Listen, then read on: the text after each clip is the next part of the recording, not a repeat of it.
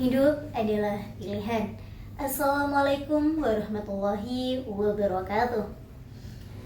Pada realita kehidupan, kita sering kali dihadapkan oleh berbagai macam keadaan di mana kita harus mengambil suatu keputusan di antara dua atau lebih pilihan. Berawal dari kita terbangun dari tidur, kita sudah dihadapkan oleh dua pilihan, antara kita langsung beranjak dari tempat tidur dan melakukan aktivitas lainnya, atau kita malah mematikan alarm dan memilih untuk tidur kembali.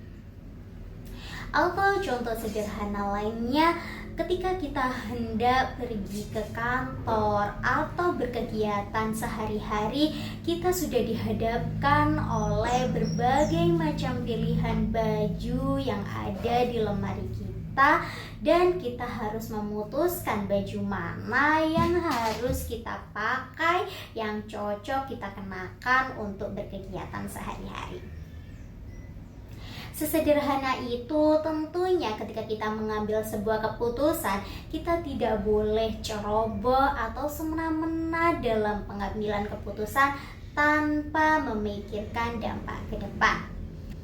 Terlebih jika keputusan tersebut perlu adanya biaya-biaya yang harus dikeluarkan, maka perlu adanya analisis yang dilakukan dalam perhitungan biaya-biaya tersebut agar pilihan yang kita ambil merupakan pilihan yang terbaik dan tentunya profitable bagi pemangku keputusan.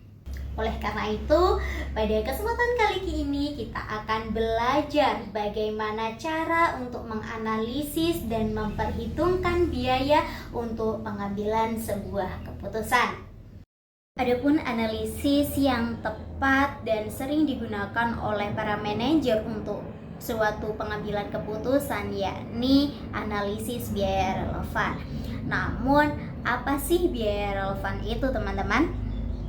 Jadi, biaya relevan dapat kita definisikan bahwa alokasi biaya yang diperkirakan untuk pengambilan keputusan yang berdampak pada kepentingan yang akan datang.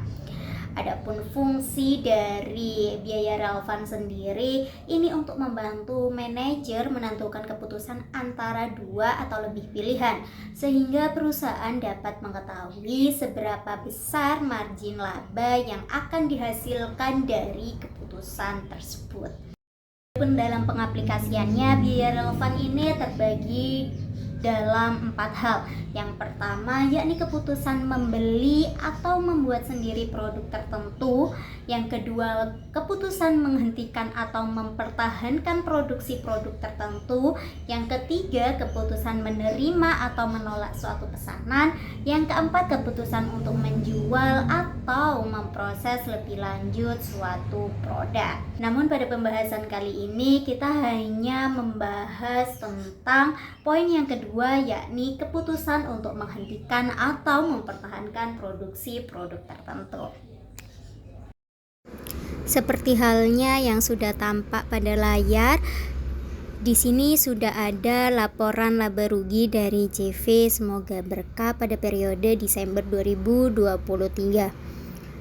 Pada laporan laba rugi ini menunjukkan bahwa produk ketela yang diproduksi oleh CV Semoga Berkah itu mengalami penurunan atau nilai negatif pada kontribusi margin dan segmen marginnya daripada kita lihat dari produk talas ataupun kerupuk yang masih memiliki nilai kontribusi dan segmen margin yang cukup positif jauh dari produk ketela.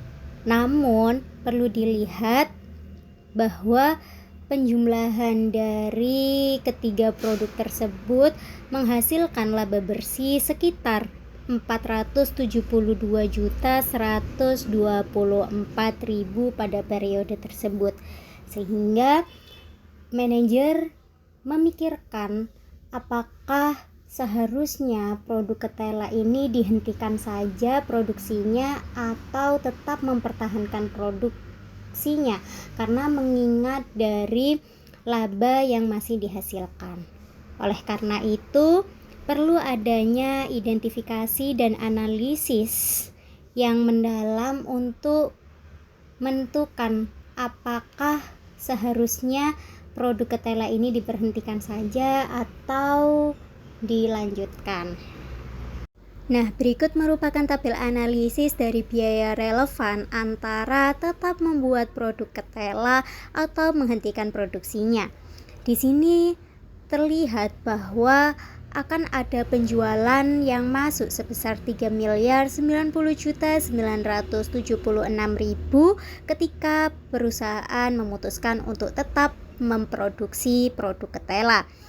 Namun tidak akan ada penjualan yang masuk ketika perusahaan memilih untuk menghentikan produksi produk ketela, sehingga selisihnya sebesar 3.090.976.000. Lalu selanjutnya terdapat biaya variabel yang harus dikeluarkan sebesar 3.091.635.000 ketika perusahaan memilih untuk tetap membuat produk ketela, sedangkan tidak ada biaya variabel sepeser pun ketika perusahaan menghentikannya, sehingga selisihnya tetap 3.091.635.000. Sehingga margin kontribusi yang diperoleh dari harga penjualan dikurangi dengan biaya variabelnya menghasilkan 659.000 ketika perusahaan tetap membuat, dan akan tetap 0 ketika perusahaan memilih untuk menghentikan produksi ketela, sehingga selisih margin kontribusi 659.000. Lalu selanjutnya margin kontribusi tersebut akan dikurangkan dengan biaya tetap langsung, yakni sebesar 27.539.000 yang akan keluar ketika perusahaan memilih untuk tetap membuat atau memproduksi produk ketela, sedangkan tidak ada biaya tetap langsung yang harus dikeluarkan ketika perusahaan menginginkan produk ketela itu dihentikan, sehingga selisihnya 27.539.000. dan manfaat di sini sudah terlihat bahwa terdapat kerugian sebesar 28.198.000. Oleh karena itu, jika dilihat dari analisis seperti ini saja, maka manajer bisa memutuskan untuk menghentikan produk ketela. Namun perlu diketahui bahwa kasus ini tidak berhenti sampai di sini. Akan tetapi ada kasus selanjutan yang akan diselesaikan oleh rekan saya. Cara selanjutnya yaitu mempertahankan atau menghentikan dengan efek komplementer. Dari kasus sebelumnya, ternyata manajer pemasaran memberikan informasi bahwasanya menghentikan produksi ketela dapat menurunkan penjualan produk kerupuk sebesar 10% dan produk talas sebesar 7%. Hal ini dapat dikarenakan karena biasanya pelanggan akan membeli produk ketela bersamaan dengan produk kerupuk dan talas atau paket bundling. Adapun cara menghitungnya yaitu untuk produk kerupuk, apabila produksi produk ketela dihentikan, maka produk kerupuk akan rugi 10%, sehingga 90% dikali 4.094.132.000. Nilai ini diperoleh dari soal yang berada di slide 5, sehingga diketahui hasilnya 3.684.718.800. Untuk produksi talas, karena rugi sebesar 7%, maka 93% dikali 4 miliar. 4 miliar ini berasal dari soal sebelumnya yang ada di slide 5, sehingga didapatkan hasil 3 miliar 720 juta. Sehingga jumlah yang diketahui yaitu 7 miliar 404 juta 718.800. Ini didapat dari penjualan produk kerupuk ditambahkan dengan penjualan produk talas. Adapun biaya variabel, produk kerupuk mengalami kerugian sebesar 10% apabila produksi ketela dihentikan, sehingga 90% dikali 3 miliar 558 juta 914.000 ini didapatkan dari soal yang berada di slide 5, sehingga diketahui jawabannya 3 miliar 203 juta 22.600. Untuk produk talas, karena rugi sebesar 7%, maka 93% dikali 3 miliar 731 juta 323.000. Ini didapat dari soal sebelumnya yang ada di slide 5, sehingga diketahui jawaban 3 miliar 470 juta 130.390, sehingga diketahui jumlahnya 6 miliar 673 juta 152.990. Ini didapat dari biaya variabel produk kerupuk dijumlahkan dengan biaya variabel produk talas.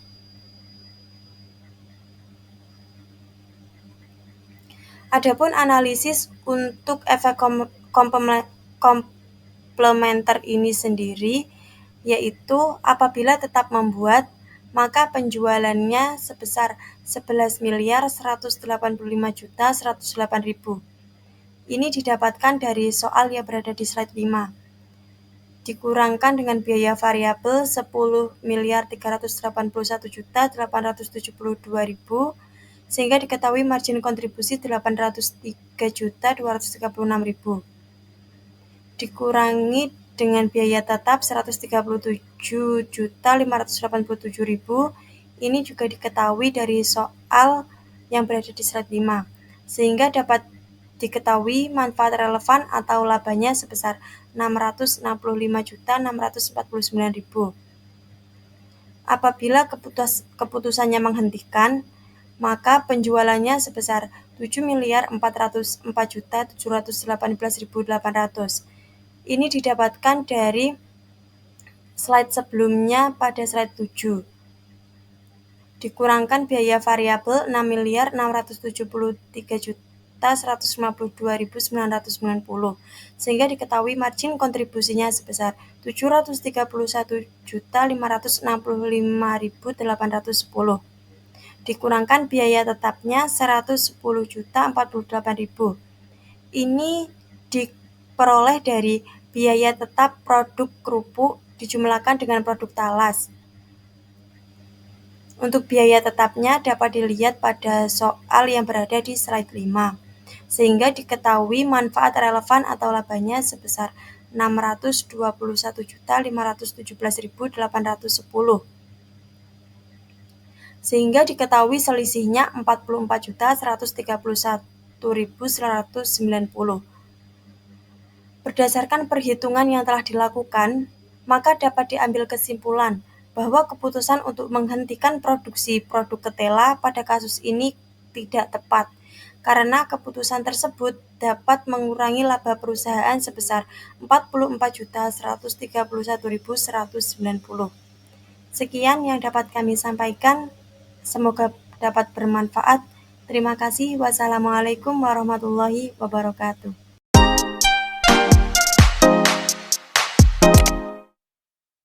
Subscribe.